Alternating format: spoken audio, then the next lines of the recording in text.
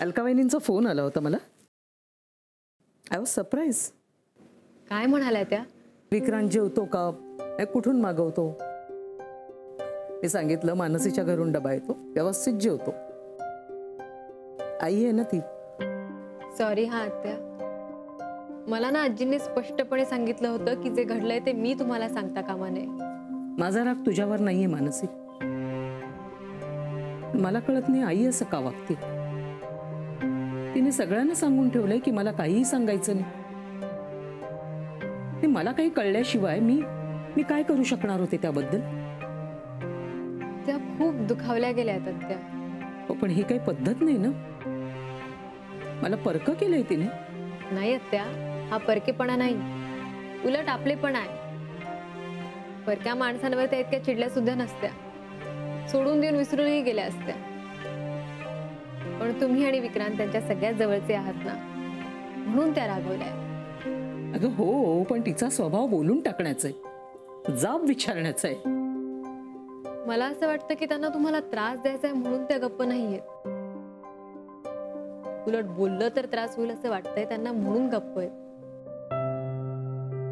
किंवा असंही असेल की गप्प राहून त्यांना तुम्हाला समजून घेता येईल असं वाटत असेल. पण मला ना हे सगळं नवीन आहे.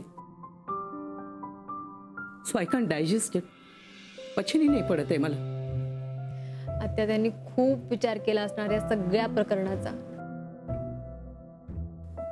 मानसी, नाही तसं पाहायला गेलं तर आईचं काही चुकत नाहीये, कारण मीही काही गोष्टी लपवून ठेवल्याच ना तिच्यापासून. तुम्ही सत्य लपवलंय हे त्यांच्या लक्षात आलंच असणार. मग तुमच्याशी बोललं की त्यांच्या मनातली शंका खरी आहे याची त्यांना खात्री होणार. हे सगळं खूप पेनफुल असणार त्यांच्यासाठी. After all she is a mother.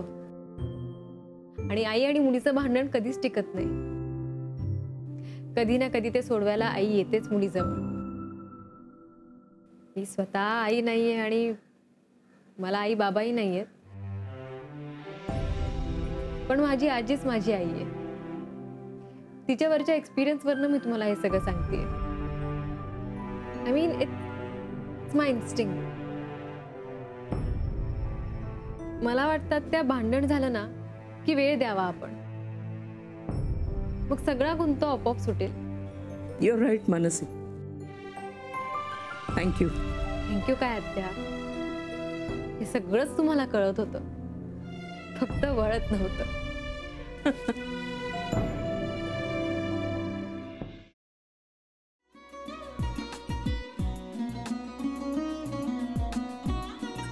लावू का? हो, असाच लावू ना.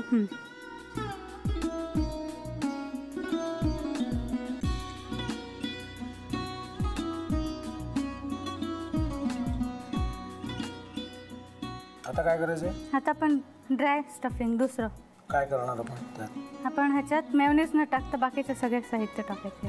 अच्छा, हे सगळं. ऋतू, माझा तर विश्वासच बसत नाहीये. म्हणजे अगं बहिणी आमचं लग्न व्हावं म्हणून किती प्रयत्न करत होती आणि ते सगळं करताना की शिवच्या आम्हाला माहिती पुरवते. नाही, मला नाही वाटत. गौरी खूप चांगली असतो म्हणून तुला सगळं जगत चांगलं दिसतं, पण शिव उगाच बोलला असेल का? त्याच्यावर विश्वास नाहीये का तुझा? शिववर पूर्ण विश्वास आहे मी तुम्हाला, पण तो आता हे जे काही करतोय ना, म्हणजे निशा बहिणी समोर त्या राधिका सोबत फिरण्याचं नाटक वगैरे, ते त्याचा काही उपयोग होणार नाहीये. अगं असं कसं म्हणतो? अगं नीलिमा, जतीन भाईंचा कॉल आहे. हो माहितीये. रिसीव कर ना. अगं बघ, कट झाला. आता तू रिसीव केला नाहीस म्हणून ते मला करतील. अब पुन्हा आला बघ, घे बघू. पण हे एक ना एक दिवस घडणारच होतं. आता मला कळलं तुम्ही 2 दिवस झाले काय सांगत होता ते. बनू हे संकेत असतात आणि हे ठरवून येत नसतात. मी बाहेर तुमची वाट बघते.